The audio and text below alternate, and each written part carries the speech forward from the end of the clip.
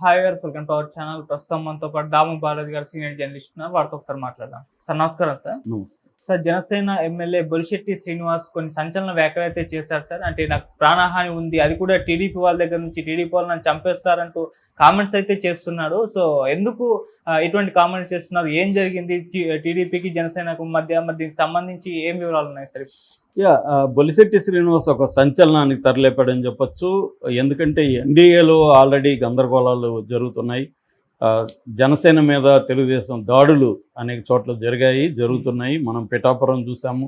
పిఠాపురంలో నాగబాబు వెళ్ళినప్పుడు అక్కడ తెలుగుదేశం వాళ్ళ మీద దాడులు జరగడం, అక్కడ వర్మని పోలీస్ స్టేషన్లోకి అలో చేయకపోవడం, సో ఆయన ఎస్పీ మీద కూడా కంప్లైంట్ ఇచ్చి ఎస్పీ ఇంకా వైసీపీ కంట్రోల్లో ఉన్నాడని చెప్పడం, ఇవన్నీ కూడా మనం చూసాం.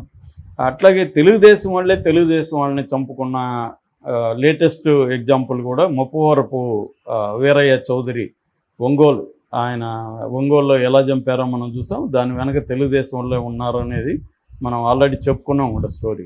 అంటే ఎన్డీఏలో మామూలుగా ఏమవుతుందంటే ఒక 3 పార్టీలు కలిసి అధికారాన్ని పంచుకుంటున్నప్పుడు ఖచ్చితంగా ప్రాబ్లమ్స్ వస్తాయి. ఎందుకంటే తెలుగుదేశం వాళ్ళు గత 5 ఏళ్లుగా వైసీపీ వాళ్ళ దగ్గర దెబ్బలు తినడం ఇవన్నీ జరిగాయి. తెలుగుదేశంలోకి ఇండిపెండెంట్గా వాళ్ళకి 135 సీట్స్ రావడం, దానివల్ల వాళ్ళు ఆవురావురని ఉంటాడు. వనరులని తినేయాలి, పదవులన్నీ తమకే ఉండాలి, గవర్నమెంట్ ఆఫీసులు అన్ని చోట్ల తమ పనులే జరగాలి, ఎక్కడ ఏ ప్రోగ్రాం జరిగినా తామే డామినెంట్గా ఉండాలి. ఇవన్నీ వాళ్ళకు ఉండడంలో ఆశ్చర్యం లేదు. ఎందుకంటే వాళ్ళకి ఇండిపెండెంట్గా 135 సీట్స్ రావడం అనేది.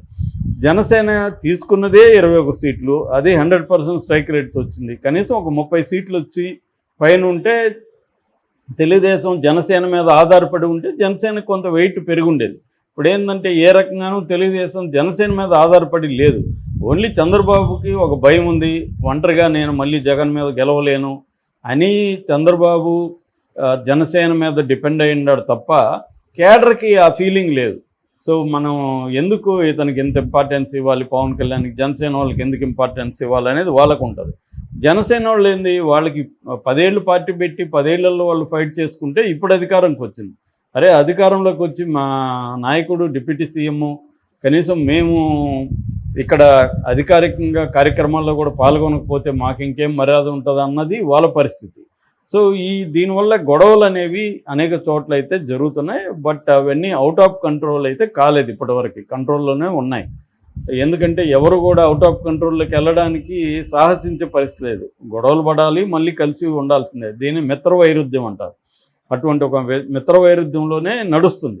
అయితే ఇప్పుడు ఫస్ట్ టైము ఈ బొలిశెట్టి శ్రీనివాసు ఒక సంచలనమైన స్టేట్మెంట్ ఇచ్చాడు. అదేంటంటే నన్ను కొంతమంది చంపేసి బై ఎలక్షన్ వస్తే వాళ్ళు నిలబడాలని చూస్తున్నారు, మరో పిఠాపురం చేస్తామంటున్నారు అని కూడా ఆయన అన్నాడు.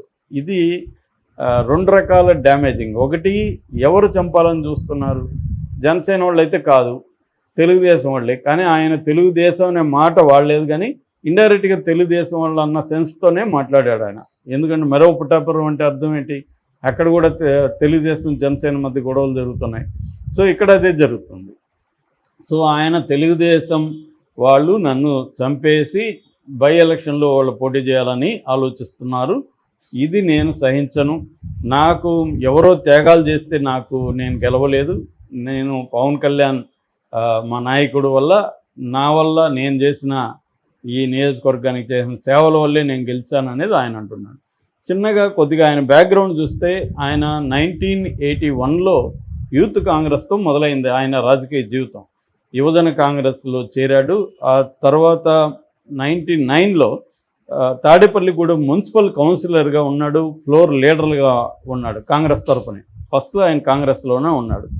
ఆ తర్వాత 2014లో ఆయన టీడీపీలో చేరాడు. టీడీపీలో చేరి 2014 నుంచి 19 వరకు తాడేపల్లిగూడెం మున్సిపల్ చైర్మన్గా ఆయన పనిచేశాడు.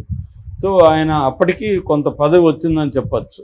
ఆ తర్వాత 2019లో జనసేనలో చేరాడు. 2019లో జనసేనలో చేరి తాడేపల్లిగూడెంలో ఎమ్మెల్యేగా టికెట్ సంపాదించాడు. ఎందుకంటే సీనియర్ రాజకీయ నాయకుడు కాబట్టి బాగా ఈయనకి ఏంటంటే బాగా మాట్లాడగలిగిన టాలెంట్ అవన్నీ ఉంది, సబ్జెక్ట్ మీద పట్టుంది, బాగా మాట్లాడగలడు, ఇష్యూస్ మీద ఒక క్లారిటీ ఉన్న వ్యక్తి. అందుకని పవన్ కళ్యాణ్ ఆయనకి సీట్ ఇచ్చాడు. కానీ అప్పుడు 2019లో జగన్ వేవ్లో ఈయన కూడా ఓడిపోయాడు. ఓడిపోయినాక కూడా జనసేన తరపున కార్యకర్తగా గట్టిగా పనిచేస్తూ వచ్చాడు. మళ్ళీ 2024లో ఆ సీట్ని ఎన్డీఏ జనసేనకి అప్పగించింది, జనసేన ఈయనకి ఇచ్చింది. దాంట్లో ఆయన సమీప ప్రత్యర్థి కుట్టు సత్యనారాయణ వైసీపీ ఆయన మీద దాదాపు 62,492 ఓట్ల మంచి మెజార్టీతో గెలిచాడు. సో ఇప్పుడు ఏంటంటే ఆయనకి 81 నుంచి రాజకీయాల్లో ఉన్నాడు. ఆ నియోజకవర్గాల్లో అనేక రకాల పదవులు చూశాడు, ప్రజలతో అనుబంధం ఉంది. ఇంకోటి కూడా ఆయన మనకి క్యాంపెయిన్ అప్పుడు ఆయన ఒక మాట అన్నాడు, నేను కానీ నా హామీలు నెరవేర్చలేకపోతే నేను రిజైన్ చేస్తానని కూడా అన్నాడు. సో ఇప్పుడు ఆయన కొన్ని హామీలు అయితే ఇచ్చున్నాడు డెవలప్మెంట్కి సంబంధించి, వాటికి దాన్ని నెరవేర్చాలంటే అధికారుల సహకారం కావాలి, ఈ ప్రభుత్వ సహకారం కావాలి. అది ఆయనకి దొరకట్లే. ఆయనకు అధికారులు ఈయన మాట వినట్లేదు, తెలుగుదేశం వాళ్ళ మాట వింటున్నారు. తర్వాత తెలుగుదేశం కేడర్ కానీ అక్కడ ఉన్న స్థానిక నాయకత్వం కానీ సపోర్ట్ చేయట్లేదు. సో ఆ ఫ్రస్ట్రేషన్ అనేది కనిపిస్తుంది ఆయనలో. దాంతో కొంత బెదిరింపులు కూడా వచ్చినట్టుగా చెప్తున్నారు. ఎందుకంటే ఈయన కూడా స్ట్రాంగ్ వాయిస్ ఉన్న వ్యక్తి. సో అవతల వాళ్ళు ఫిజికల్గా బెదిరిస్తున్నారు, నీ సంగతి తేలుస్తాను, నువ్వేమనుకుంటున్నావు, బై ఎలక్షన్ వస్తుంది మేము అనుకుంటే ఇక్కడ అని. బై ఎలక్షన్ అంటే అర్థమేమి, ఆయన చనిపోతేనే కదా బై ఎలక్షన్ రావాలి, లేదా రిజైన్ చేస్తే రావాలి. సో అందుకనే ఆయన దీన్ని ఓపెన్ చేసేద్దాము, లేకపోతే నాకేమన్నా థ్రెట్ ఉంటుందేమో అన్నట్టుగా ఆయన మాట్లాడాడు అనేది చెప్తున్నారు. దీని మీద పవన్ కళ్యాణ్ రంగంలోకి దిగబోతున్నాడని, పవన్ కళ్యాణ్ ఈ ఇష్యూని సాల్వ్ చేయడానికి ట్రై చేయబోతున్నాడని అంటున్నారు. ఆల్రెడీ అక్కడ ఈయనకి కొంత వివాదాస్పదమైన మనిషి అని కూడా పేరుంది. గతంలో కూడా ఈయన అల్లు అర్జున్ విషయంలో అల్లు అర్జున్కి ఫ్యాన్స్ ఎవరు ఉన్నారు, మొత్తం నా మెగా ఫ్యాన్సే కదా అని స్టేట్మెంట్ ఇచ్చాడు. అల్లు అర్జున్కి నెగిటివ్గా కామెంట్ చేశాడు. తర్వాత వితిన్ జనసేనలో కూడా 2022లో నాదెండ్ల మనోహర్ మీద కూడా ఈయన ఓపెన్గానే కంప్లైంట్ ఇచ్చాడు. అధినాయకుడిని కలవడానికి ఇక్కడ గుళ్ళో పూజారిలాగా ఈయన అడ్డుపడుతున్నాడు, నేను పవన్ కళ్యాణ్ కలవలేకపోతున్నాను నాదెండ్ల మనోహర్ వల్లే అనేది కూడా ఆయన అప్పట్లో అన్నాడు.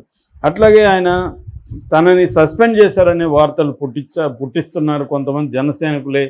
నేను జనసేనలో భీష్ముడు లాంటి వాడిని, నేను అనుకున్నప్పుడే నేను బయటకు వెళ్తా కానీ నన్ను ఎవరు బయటికి పంపించలేరు అనే మాట కూడా ఆయన వాడాడు. సో ఇలాగా జనసేనలో ఆయన కొంత విభేదాలు ఉన్నాయి, ఈ తెలుగుదేశం వాళ్ళతో కూడా విభేదాలు ఉన్నాయి. ఈ కాంటెక్స్లో ఆయన మాట్లాడినట్టు అర్థం చేసుకోవాలి. ఆల్రెడీ జనసేన తెలుగుదేశం మధ్య విభేదాలకి పవన్ కళ్యాణ్ యాటిట్యూడ్ కూడా కొంత కారణం. ఎందుకంటే పవన్ కళ్యాణ్ అనేక సార్లు ఈ ప్రభుత్వం మీద విమర్శలు చేయడం ఓపెన్గా వాళ్ళకి చెప్పచ్చు, చంద్రబాబుకు లేకపోతే క్యాబినెట్ మీటింగ్లో చెప్పడు. క్యాబినెట్ మీటింగ్లకేమో రెగ్యులర్గా హాజరుగాడు హెల్త్ ఇష్యూస్ వల్ల. కానీ బయట చెప్పడం, తిరుపతి విషయంలో కావచ్చు, లడ్డు కావచ్చు, తిరుపతి తొక్కిసలాట కావచ్చు, కాకినాడ పోర్టు కావచ్చు, తర్వాత లా అండ్ ఆర్డర్ విషయంలో ఆమెరు అనితని మాట్లాడడం కావచ్చు, ఇలా అనేక విషయాల్లో చంద్రబాబుని విరుకును పెట్టే విధంగా ఆయన ఒక ప్రతిపక్ష నాయకుడిలాగా మాట్లాడడం అనేది ఇబ్బంది. అన్నిటికంటే కూడా అక్కడ వాళ్ళ 10 years అయిపోయిన సందర్భంగా పార్టీ సమావేశంలో కూడా ఆయన ఏం మాట్లాడాడు, 40 ఏళ్ళు వయసున్న తెలుగుదేశాన్ని నిలబెట్టడంలో కూడా మన కృషి ఉంది, మనమే నిలబెట్టామన్నట్టుగా ఆయన మాట్లాడాడు.